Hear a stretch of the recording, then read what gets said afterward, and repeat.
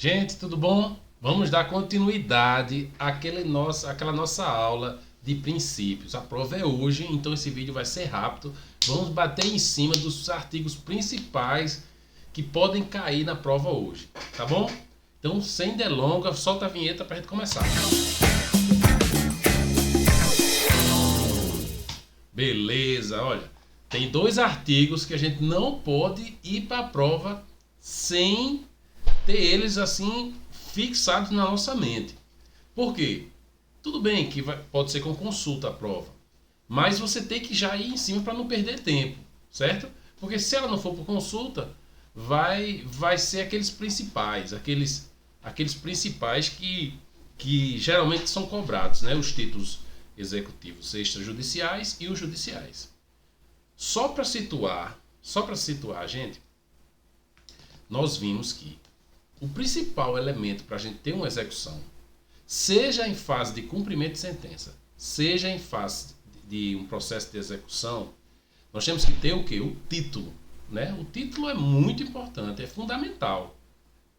Tem até o princípio, nulla executio sine título, ou seja, não há execução sem um título, né? Então esse título pode ser judicial ou extrajudicial. Mas como eu vou saber se é extrajudicial ou judicial? É simples. O judicial vai estar no artigo 515 e o extrajudicial no 784. Não vá só pela lógica, não. É bom ler para saber. Porque a gente viu que, na primeira aula, a gente viu que o processo corre, no momento daquele processo há incerteza, na fase de conhecimento não há certeza de a quem pertence o direito, né? E a gente quer a tutela jurisdicional, a gente quer a sentença transitada e julgada, a gente quer aquele título para dar certeza do nosso direito, né? E não é à toa que as características, os pressupostos principais do título é a certeza, né? Exigibilidade e a liquidez. Certeza, liquidez e exigibilidade. O título será certo quando não restar dúvidas quem são as partes, a obrigação, a própria existência do título. Então ele será certo. Você vai ter a ideia de certeza. Tá bom? Líquido.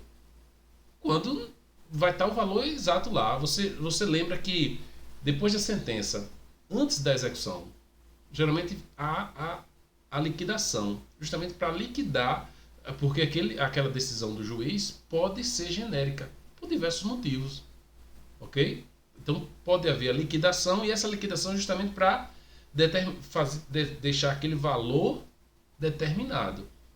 Tá bom? Então tem que ser líquida e exigível.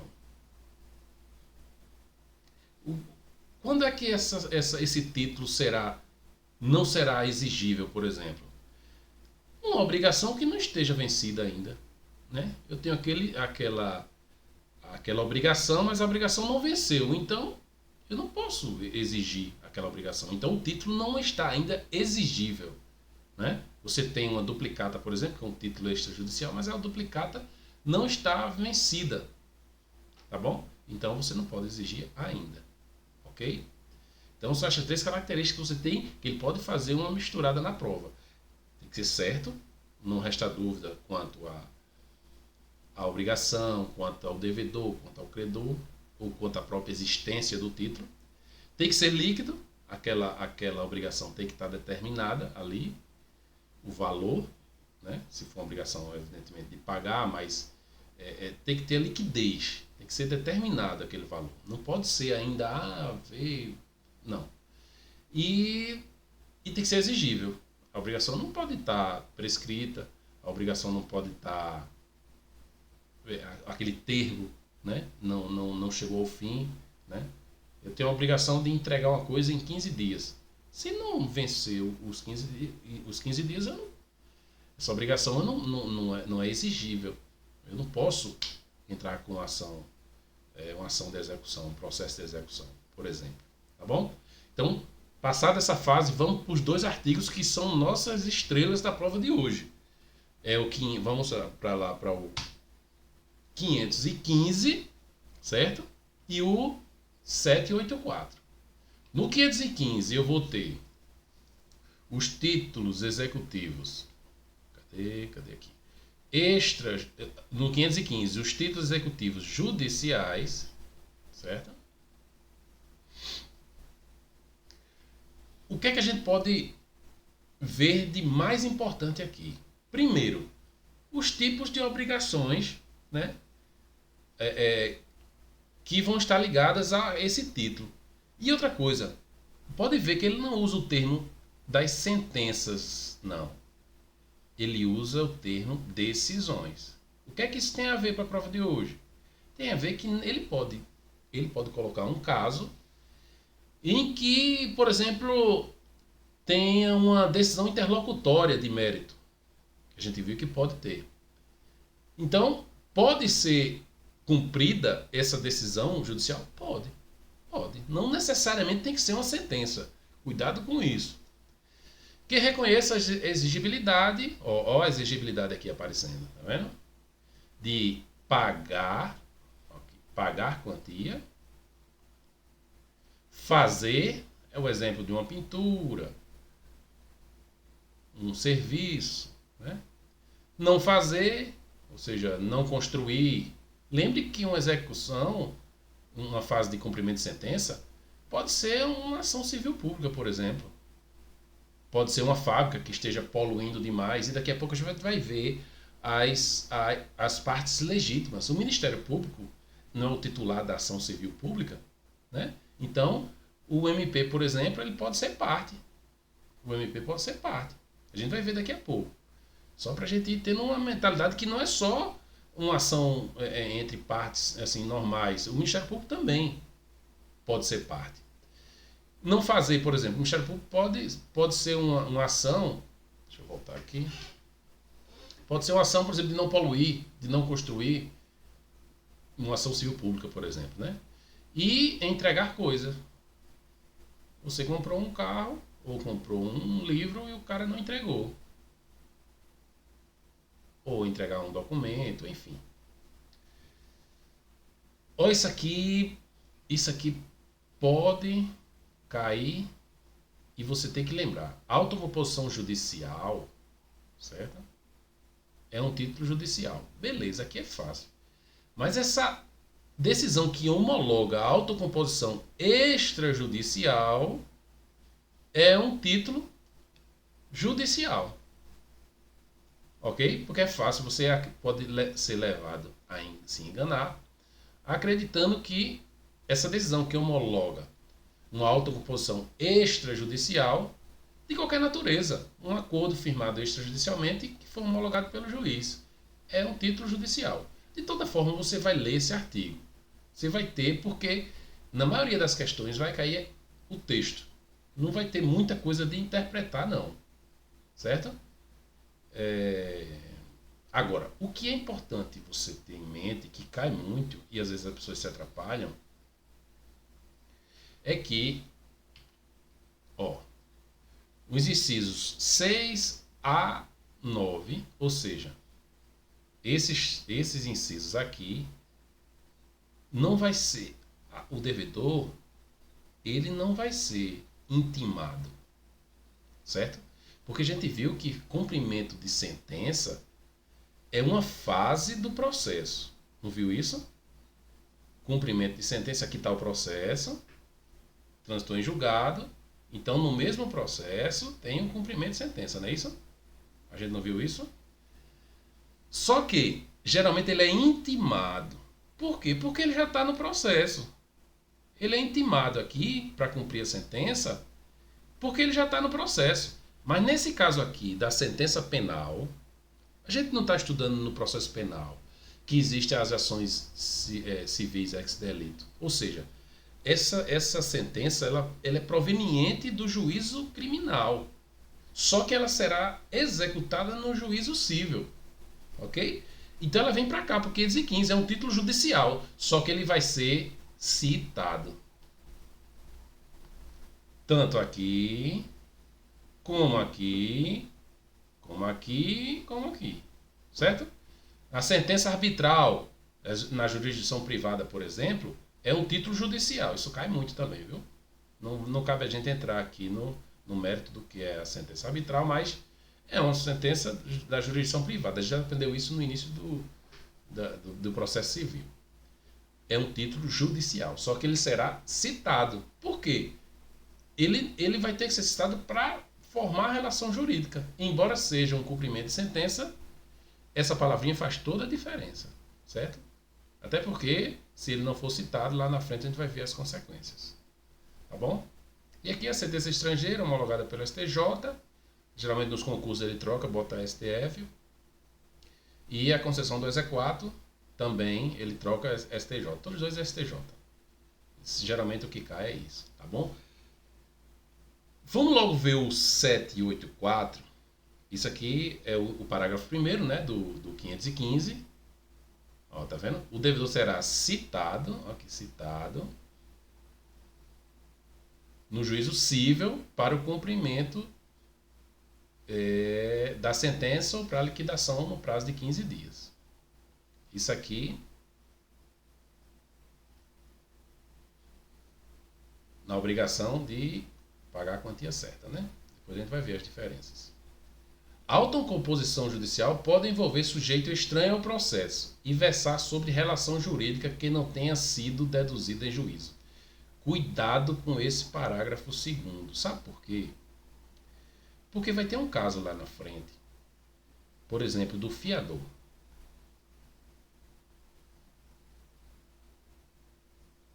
Isso aqui é só sobre a autocomposição judicial, certo? Mas se for o caso, por exemplo, de ter um fiador e ter o locador, por exemplo, e o locatário, né, no caso, locatário. O locador, ele pode cobrar do locatário o débito e pode cobrar do fiador, certo? Mas ele só cobrou do locatário. Ele vai poder depois executar o fiador? Não. A gente vai ver daqui a pouco o artigo qual é. Ele não vai poder cobrar só do fiador não, porque ele não participou do processo, a não ser que ele tivesse colocado o litisconsórcio passivo, né?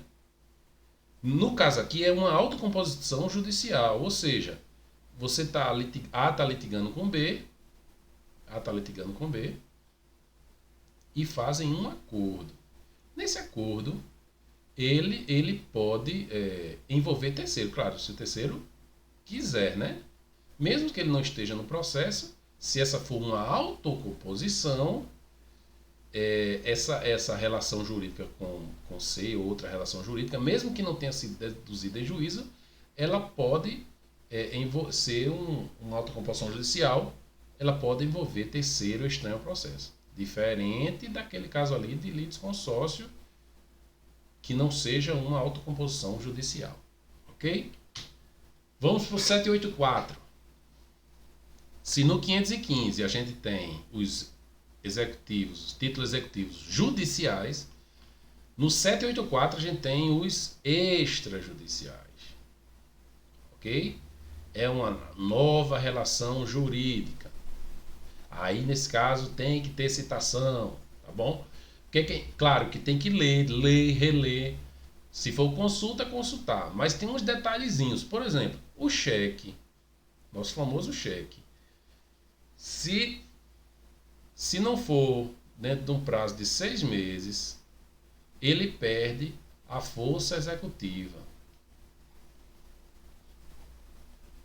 Entendeu? Ele perde a força executiva. Claro, você pode entrar com ação monitória, mas não é o caso agora da gente estudar isso. É só porque pode ter uma pegadinha. Ele pode dizer que tem um cheque e tal.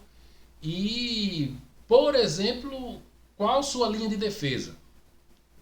Qual sua linha de defesa? Daqui a pouco a gente vai ver que extrajudicial cabe embargos, né? À execução. Embargos à execução.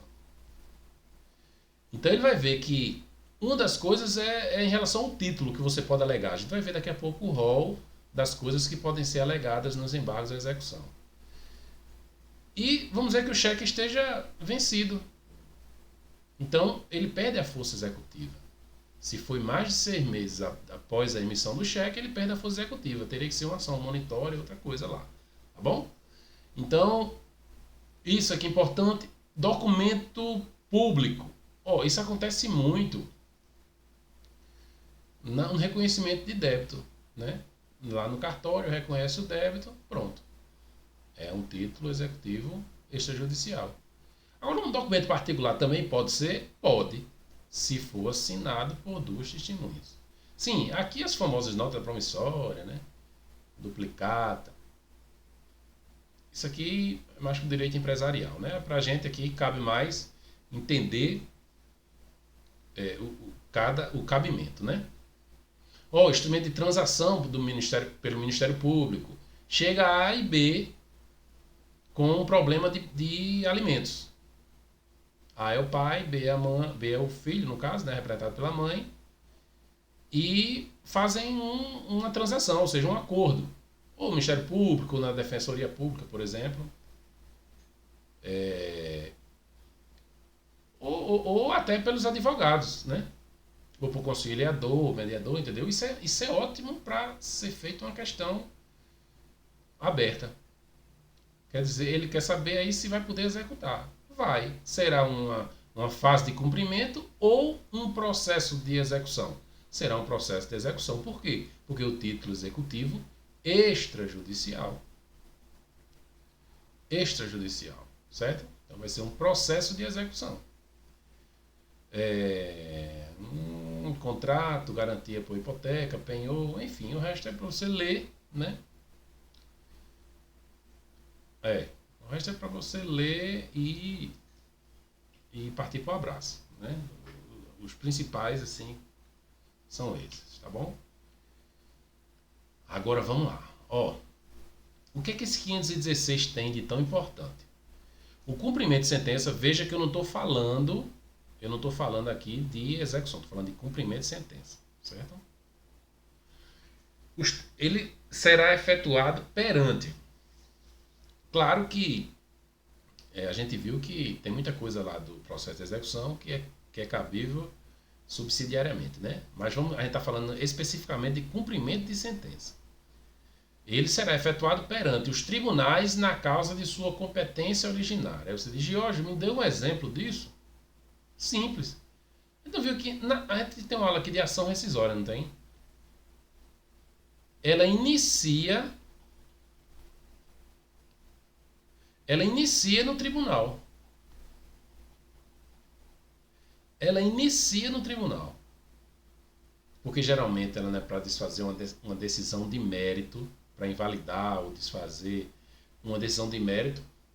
Então ela inicia no tribunal. Geralmente ela inicia no tribunal. Ou seja, quem será o juízo competente, né? Qual o juiz competente será o tribunal, o próprio tribunal, porque a competência originária não já é dele, né? Por exemplo, isso é só um exemplo, né, da ação rescisória. Então, o cumprimento de sentença será da competência do próprio tribunal, tá bom? E aqui, o juízo que decidiu a causa no primeiro grau de jurisdição. Tem uma litigância entre Carlos Eduardo e Arthur. Certo? Teve uma decisão de primeiro grau. O juiz aqui da vara de Timbaúba, o juiz da vara civil, decidiu. Certo? Mas Arthur recorreu para a segunda instância, para o tribunal. E vamos supor que, não satisfeito, Arthur, muito diligente, ainda arrumou ali uma matéria de direito e chegou no STJ. Mas o STJ decidiu, beleza. O cumprimento de sentença vai ser no STJ? Não. Vai ser no tribunal, no TJPE? Não. Vai voltar para o juiz que decidiu a causa no primeiro grau. No primeiro grau de jurisdição. Bom, para a vara de Timbaúba que vai efetuar o cumprimento de sentença. Ok? E aí tem o juiz competente, se for, a gente viu que a sentença penal será executada no juízo civil. A sentença penal com a obrigação de pagar, não é? Claro que o juízo civil não vai executar uma sentença de prisão, por exemplo, né? É a sentença de pagar, né?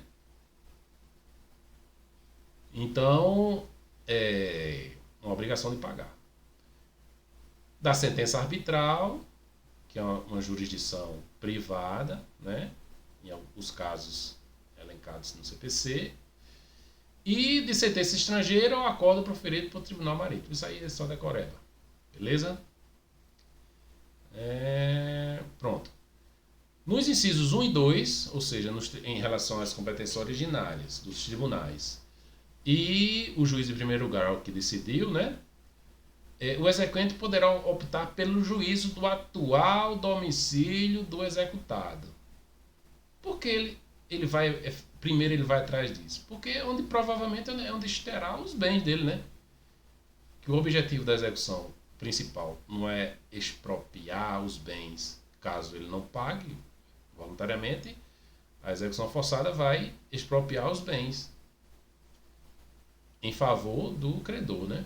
Pelo juízo do local onde se encontram os bens, aqui, ó, sujeitos à execução, ou pelo juízo do local onde deva ser executada a obrigação de fazer. Vamos dizer que você contratou um cara para pintar uma igreja lá em Maceió.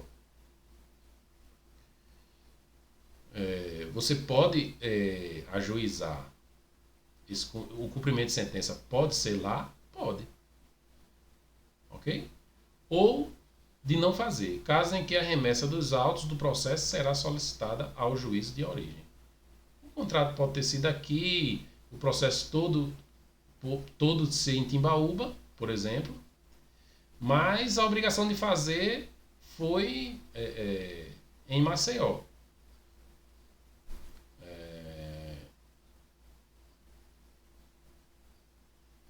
A pintura, vamos dizer, ser em Maceió. Então pode ser lá. O cumprimento de sentença pode ser lá. Só que aí no caso vai ser solicitado os autos do processo ao juízo de origem, que no caso é Timbaúba. Ok? Ó, gente, esses prazinhos são muito importantes, certo? O 523 ele vai tratar da condenação em quantia certa. Mas lembre-se, fora isso eu vou ter a obrigação de fazer, vou ter a obrigação de não fazer, prestar alimentos, execução contra a fazenda pública. Cada execução e cada cumprimento de sentença em relação a isso vai ter um prazo e uma característica diferente, tá bom? Então, o que a gente vai falar mais é a quantia certa, que é a que mais cai. No caso de condenação em quantia certa ou já fixada em liquidação, e no caso de decisão sobre parcela incontroversa, porque você pode estar só discutindo em relação ao valor, ao quantum de beato. Você tem uma parte que já está em controvérsia, né? O cumprimento definitivo da sentença far-se-á a requerimento do exequente. Olha, isso aqui é importante demais. Por quê? Porque na execução, no cumprimento de sentença de quantia certa, o juiz não pode iniciar o cumprimento de sentença de ofício. Não pode de ofício. Não pode de ofício. Mas na obrigação de fazer, ele pode ou não fazer, ok? A gente vai ver daqui a pouco. Na de alimentos ele não pode de ofício. Na de fazer ou não fazer ele pode de ofício. Ou a requerimento também, né? Mas na de fazer é só a requerimento, tá bom? Presta atenção nisso. Do exequente, evidentemente, né? E o executado será intimado para pagar o débito espontaneamente, no prazo de 15 dias. Acrescido de custas, se houver, a gente vai ver os casos daqui a pouco, certo? Não ocorrendo pagamento voluntário no prazo do caput, ou seja, 15 dias, o débito será acrescido de multa de 10%, E também de honorários advocatícios de 10%. Ou seja, não pagou em 15 dias, o juiz já vai dizer que vai ter multa de 10% e honorários de 10%. Agora, tem um incentivozinho para o cara pagar, né? Se ele pagar o pagamento, se ele pagou, normalmente ele não vai ter isso, né? Mas se ele pagou parcialmente, aí, se ele pagou parcialmente, essa multa e os honorários só vão recair sobre o que restou. Sobre o que restou, certo? Não efetuando tempestivamente o pagamento voluntário, será expedido o mandato de penhora e avaliação, seguindo-se dos atos de expropriação, que a gente vai ver daqui a pouco, que é a adjudicação, a alienação, a gente vai ver daqui a pouquinho, tá bom? Vamos lá, firme aí, é claro que todo mundo vai estar com o vade-mecum, né? Marcando, ou botando adesivo, certo? Ó, aqui outra coisa muito importante, o requerimento para o cumprimento de sentença, não é isso? Para o cumprimento de sentença. Será instruído com demonstrativo discriminado e atualizado do crédito, devendo a petição conter. Ó, gente, você tem que ter em mente que, embora seja uma fase de cumprimento de sentença, vai ter que ter todos aqueles requisitos do artigo 309, inclusive o valor da causa. É meio estranho isso? Mas é assim que tem que ser, beleza? Aí o índice de correção, os juros, isso aqui para a prova da gente hoje eu acredito que não é tão relevante. Mas isso aqui é importante, ó. Indicação dos bens passíveis de penhora, isso é importantíssimo, certo? Enfim, esse é o 524, vamos lá. Agora, isso aqui cai muito, certo? Se o valor apontado no demonstrativo aparentemente exceder os limites da condenação, a execução será iniciada pelo valor pretendido, mas a penhora terá por base a importância que o juiz entender adequada. O cara disse lá que o cálculo dele dava 100 mil, mas o juiz disse, não, isso aqui é 80 mil. Então ele começa e tem por base a importância que o juiz entender adequada. O juiz pode se valer do contabilista do juiz, né? Terá o prazo de 30 dias para efetuar os cálculos, exceto se o juiz determinar outro prazo. Aqui é quando a elaboração demonstrativa depender de dados que estejam em poder de terceiros ou do executado, o juiz poderá requisitá-los. Os juízes têm poderes especiais durante a execução que a gente vai ver. Ainda tem um artigo que fala sobre os poderes dele. E se depender de dados adicionais que estejam em poder do executado, o juiz pode, a requerimento, viu? Não é de ofício não, a requerimento do exequente, requisitar, fixando o prazo em até 30 dias para o cumprimento da diligência. Beleza? Vamos lá. Parágrafo 5º. Se os dados adicionais a que se refere o parágrafo 4º não forem apresentados pelo executado sem justificativa no prazo designado, então reputar-se-á correto. Ou seja, reputar-se-ão corretos os cálculos apresentados pelo exequente, apenas com base nos dados que se dispõe. Vamos lá, 525.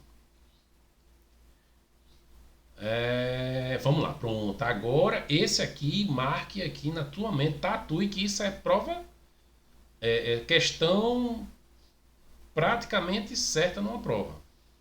Caiu inclusive no TJ Ceará isso aqui.